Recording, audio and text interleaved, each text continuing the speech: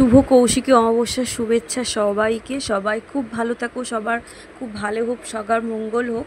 তো আজকে কৌশিকী অমাবস্যার দিন বড়মশাই সকালবেলায় বলে গেল অবশ্যই কিন্তু মায়ের চরণ তুমি আলতা দিয়ে ধুয়ে মায়ের পায়ে কিন্তু জবা ফুল দেবে। তো সকালে সন্দেশ টন্দেশ সমস্ত এনে দিল, আলতা এনে দিল। আর বাজারে প্রচুর বৃষ্টি পড়ছিল বলে বেশি দূরে যেতে পারিনি, গাছ থেকে সন্দেশটা এনে দিয়েছে। আর গাছে জবা ফুল দিয়ে মায়ের পায়ে কিন্তু আমি নিবেদন করব। তো আমি সেই মতোই ও তো সমস্ত দিয়ে স্নান করে ঠাকুরকে নমস্কার করে অফিসে চলে গেল। আর আমি মায়ের চরণ আলতা দিয়ে ধুয়ে দিলাম।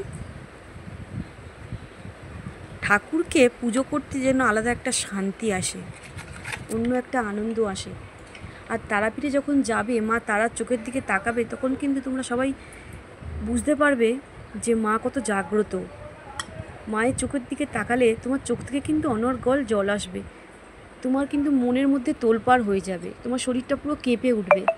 সত্যি মা যে কত জাগ্রত, তারাপীঠে যারা গেছো তারা কিন্তু অবশ্যই জানো। আর মায়ের চোখের দিকে যারা তাকে তারা নিশ্চয়ই বুঝেছো।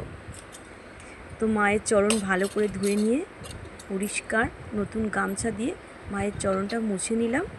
নিয়ে এবার মায়ের পায়ে কিন্তু জবা ফুলটা দিয়ে দিলাম।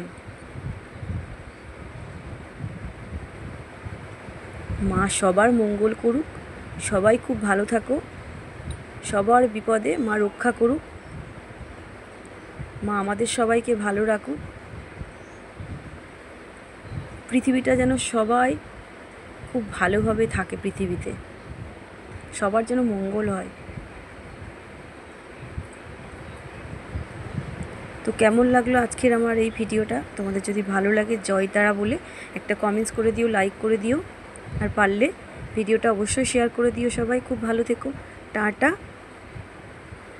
ঈশ্বর সবার মঙ্গল করুক।